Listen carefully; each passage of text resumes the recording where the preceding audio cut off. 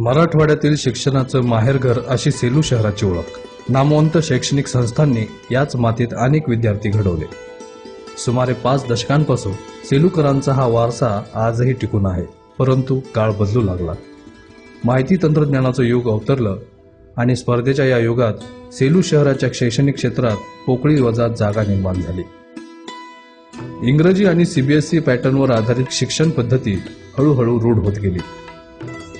शैक्षणिक क्षेत्रातील हे परिवर्तन स्वीकारण्यासाठी काळाची पावले वेळीच ओळखणं आवश्यक होतं. सेलू आणि ग्रामीण भागातील हजारो गोरगरीब शेतकरी कुटुंबातील विद्यार्थ्यांची इंग्रजी माध्यमाच्या शिक्षणाअभावी परवड होत. ही मुले पुण्या मुंबईच्या तुलनेनं मागे राहत असे.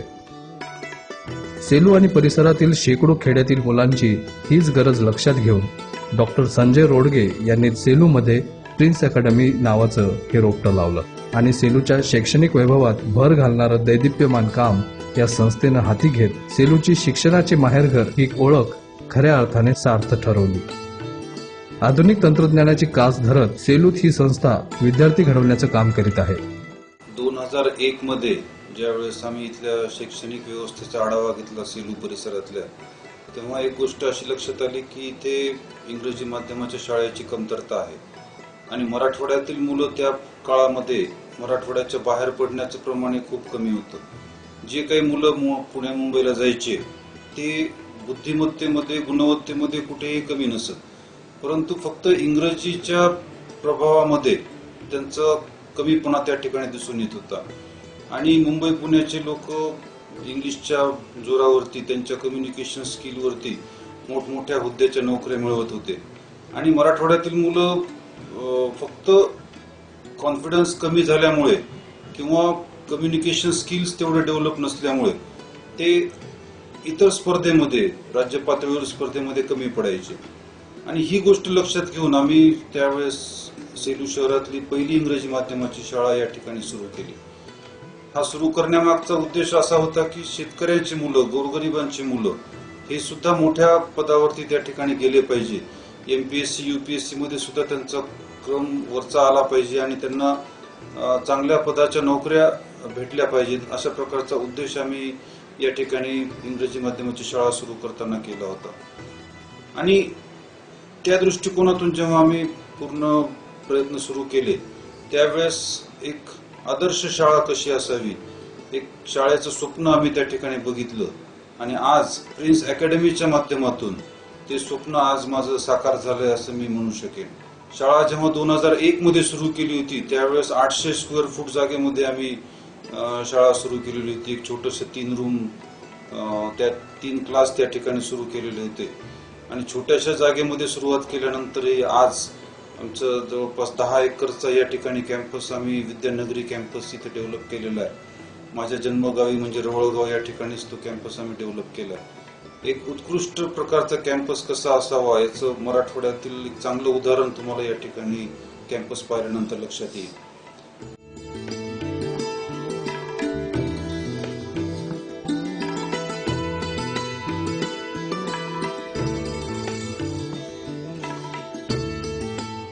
इंटरनल स्ट्रक्चर सुद्धा त्याच पद्धतीचं केलेलं आहे की मुलांना वातावरण एकदम फ्री वातावरण असावं आणि प्रसन्न वातावरण त्या ठिकाणी विद्यार्थ्यांना भेटावं, यासाठी पूर्ण शाळेची मांडणी एक वेगळ्या पद्धतीने केलेली आहे. त्याचं इंटेरियर डेकोरेशन एक वेगळ्या पद्धतीने केलेलं आहे.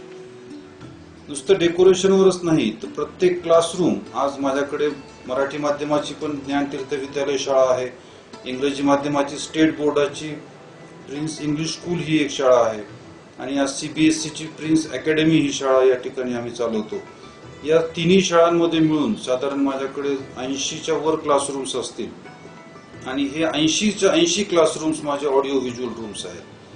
ही एक अशी दुर्मिळ अशी मराठवाड्यातील गोष्ट असेल की एखाद्या संस्थेतल्या सर्व क्लासरूम्स ऑडिओ व्हिज्युअल आहे आणि त्यामुळे डिजिटल एज्युकेशनचा खरा कन्सेप्ट आम्ही 5 वर्षापूर्वीच सेलू शहरामध्ये आम्ही इथे राबवला आणि आज त्याचं अनुकरण इतर बऱ्याच शाळांमध्ये, इतर बऱ्याच संस्थांमध्ये केल्या जाते.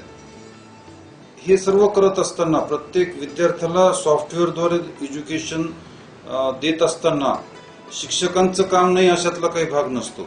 त्यामुळे सॉफ्टवेअरद्वारे जरी एज्युकेशन असलं तरी त्यामध्येही आधुनिकता कशी असेल त्या पद्धतीनं आम्ही सतत प्रयत्नशील असतो आणि वेगवेगळ्या ठिकाणचे राज्यातल्या भारतातील इतर राज्यातले वेगवेगळ्या ठिकाणचे शिक्षक वृंद आम्ही तज्ज्ञ शिक्षक लोक या ठिकाणी आम्ही अपॉइंट केलेले आहेत. यामध्ये प्रकर्षाने आपल्याला सांगता येईल की बिहार, ओरिसा, मणिपूर, गोवा, छत्तीसगड आणि महाराष्ट्र या राज्यातील लोक या ठिकाणी आमच्याकडे आहेत आणि यावर्षी आता नवीन कर्नाटक आणि हैदराबादचे सुद्धा आम्ही लोक या ठिकाणी अपॉइंट केलेले आहेत, जेणेकरून इंग्लिशचा प्रभाव जो मराठवाड्यातील लोकांमध्ये जो कमी आढळतो त्यासाठी तज्ज्ञ शिक्षक वृंद आम्ही बाहेरच्या राज्यातूनही घेतलेला आहे. त्यासोबतच इथले स्थानिकचे सुद्धा शिक्षक ते पण कुठे कमी नाही आहेत. उच्च शिक्षित लोक जे आहेत ते पण आम्ही या ठिकाणी अपॉइंट केलेले आहेत आणि एक चांगल्या पद्धतीचं शिक्षण, वेगळ्या पद्धतीचं शिक्षण आम्ही प्रिन्स अकॅडमीच्या माध्यमातून इथे देत आहोत. यामध्ये आम्ही मुद्दामून फोकस करतो की आमची शिक्षणाची जी पद्धत आहे ती ट्रेडिशनल पद्धत न राहता आम्ही creative education, activity based education वरती आम्ही जास्तीत जास्त भर दिलेला आहे. आणि या संदर्भामध्ये कशा पद्धतीचं शिक्षण असलं पाहिजे, बाहेरच्या देशांमध्ये काय शिक्षणाच्या पद्धती आहेत हे पाहण्यासाठी सुद्धा मी मुद्दामून फिनलंडला गेलो होतो. 2 वर्षापूर्वी मी फिनलंडच्या शैक्षणिक संस्थेचा दौरा त्या ठिकाणी केला होता. फिनलंड हे आज जगामध्ये सर्वात उच्च प्रतीचं शिक्षण पद्धती अशी त्या ठिकाणची मानल्या जाते. पिसा जो सर्वे आहे त्या सर्वेमध्ये फिनलंड एज्युकेशन पद्धतीला एक नंबरचं स्थान त्या ठिकाणी दिलं गेलेलं आहे. तर त्या ठिकाणचं स्टडी करण्यासाठी आम्ही गेलो होतो. ही शाळा आम्ही तिथल्या इंटरनॅशनल कॉन्फरन्समध्ये तिथे प्रेझेंट केली होती, जिथे सगळ्या डेव्हलप्ड कंट्रीजचे लोक होते. जवळपास 22-23 कंट्रीजचे लोक त्या ठिकाणी उपस्थित होते त्या कॉन्फरन्सला. आणि त्यांच्या समोर ह्या शाळेचं त्या ठिकाणी कॉन्फरन्समध्ये जेव्हा प्रेझेंटेशन झालं त्यावेळेस डेव्हलप्ड कंट्रीच्या लोकांनी सुद्धा शाळेच्या उपक्रमांचं त्या ठिकाणी कौतुक केलेलं होतं. डॉक्टर संजय रोडगे यांच्या कल्पनेतून ज्ञानाची भूक भागविणारं हे विश्व आज बहरात आलं आहे.